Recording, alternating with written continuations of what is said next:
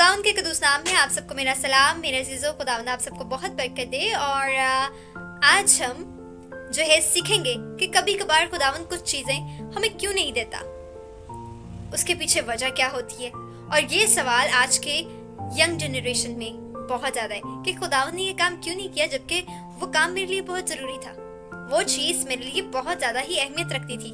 वो शख्स क्यों चला गया जबकि मैं उसके बगैर रह नहीं सकता। मेरे अजीजों, एक शख्स की बेटी बहुत ज़्यादा बीमार हो जाती है, इतनी बीमार हो जाती है कि डॉक्टर्स उसे जवाब दे देते हैं। उसके बाप को कहते हैं कि आपकी बेटी जो है वो अब उसकी डेथ हो जाएगी, और क्योंकि ये बहुत सीरियस है। और जब वो ये बात सुनता है तो उसकी इकलौती बेटी होती है, और वो उस बेटी के लिए बहुत रोता और सजदे में जाता है और खुदावंद से कहता है कि खुदावंद तू मेरी बेटी को बचा ले। वो खुदावंद के आगे कुर्राता और हर एक जो है वो इल्तिजा करता कि जिससे उसे लगता कि खुदावंद सुन लेगा, और खुदावंद उसकी सुन लेता है। खुदावंद उसकी बेटी को लाइफ दे देता है। लेकिन उसके बाद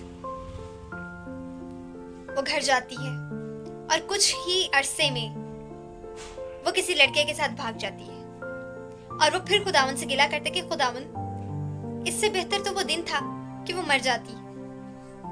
खुदावंद ऐसा क्यों तूने होने दिया, जबकि तुझे पता था कि मेरी एक लौती औलाद थी। खुदावंद तुझे पता है कि अब ये बहुत बड़ी रुसवाई है, मैं कैसे लोगों को अपना मुंह दिखाऊंगा, मैं क्या करूंगा खुदाया। और खुदावंद उसे जवाब देता है कि तेरी इल्तिजा थी, पर मुझे पता था कि तेरी बेटी ये काम करेगी, और इसलिए मैं चाहता था कि तू सर उठाकर जिए। पर तूने इल्तिजा की और मैंने सुन ली, क्योंकि मैं तेरा दुख नहीं देख सकता था।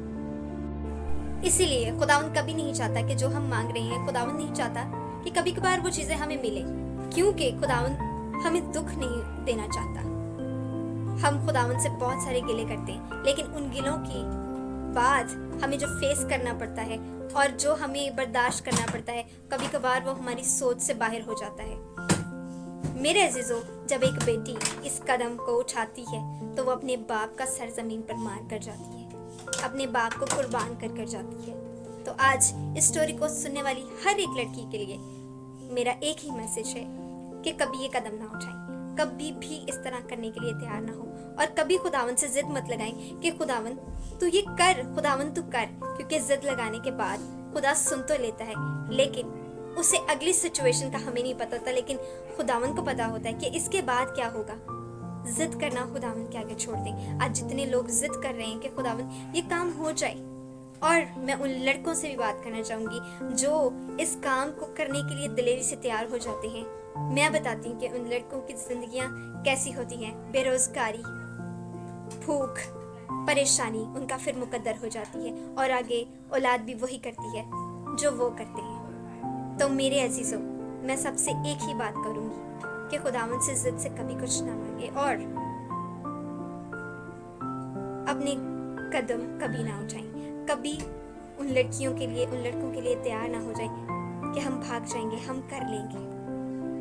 खुदावंद आप सबको इस कलाम के वसीला से बहुत बरकत दे। आज खुदावंद ने हमें जो कुछ कि आज इस स्टोरी से सिखाया, ये हमारी जिंदगी में गहरे तौर पर असर करे।